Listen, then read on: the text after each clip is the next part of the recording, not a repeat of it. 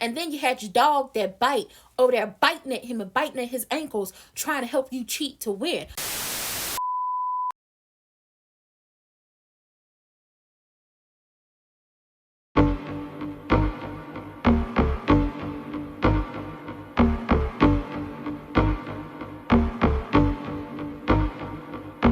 And for the record, I ain't even plead the fifth.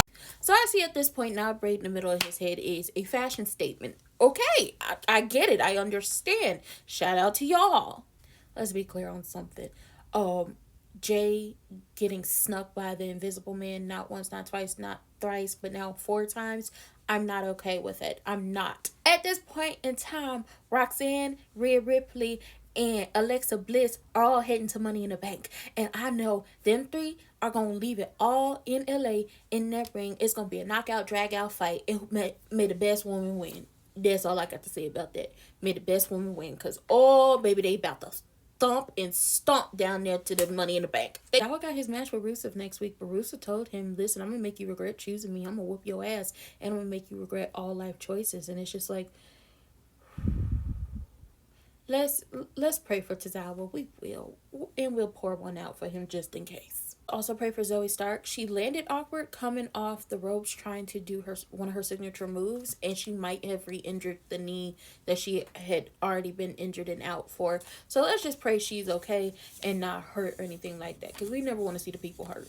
And hell, let's be clear on something. Jay didn't stick his nose in your business. You actually stuck your nose in his World Heavyweight Championship business by having Paul go around there and manipulate that man into getting you a World Heavyweight Championship match. And then you had your dog that bite over there biting at him and biting at his ankles, trying to help you cheat to win. Okay, lie, cheat, and steal only really works for Eddie Guerrero. Okay, it don't work for nobody else. It just don't roll off the tongue for the rest of the folks. It only really works for Eddie. Okay, and that's what you tried to do. So everybody had to get their one up. And since you did all that to that man that week, he came back the next week and said, well, now I'm in your business. Knock, knock, I'm in the motherfucking business.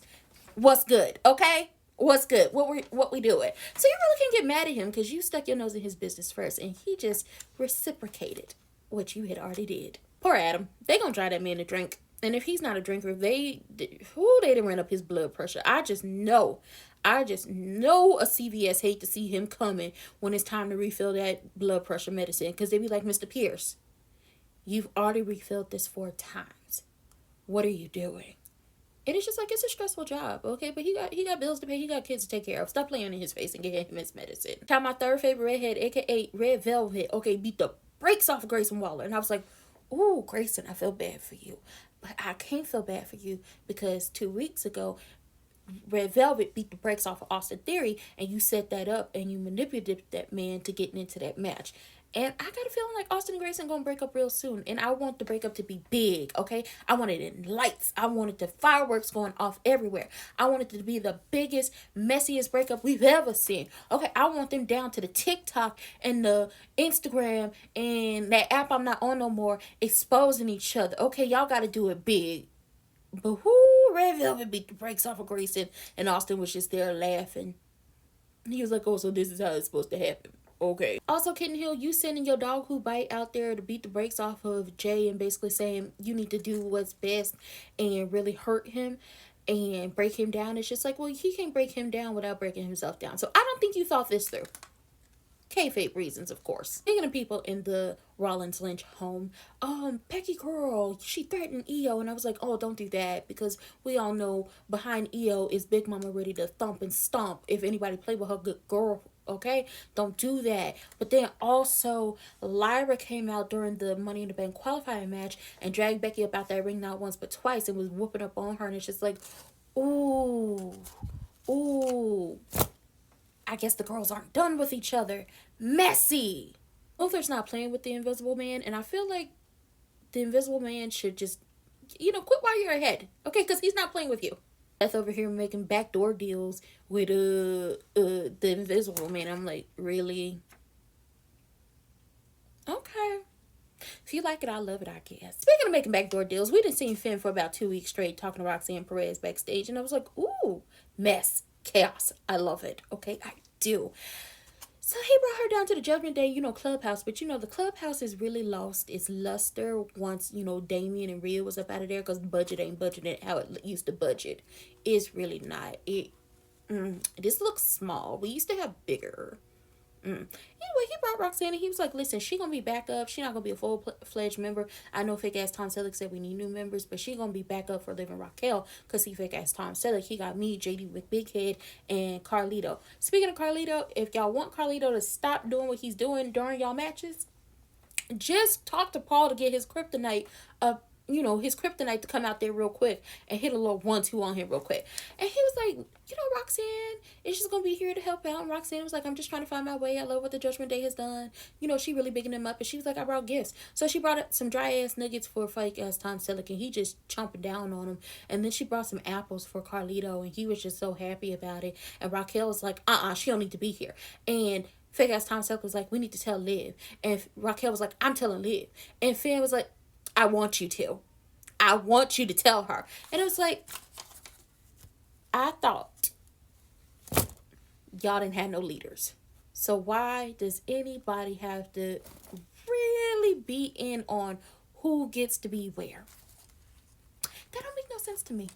But hey, that's just me. Gunther now holds a special place in my heart because he saved me from having to listen to the Invisible Man just yap, yap, yap, yap, yap.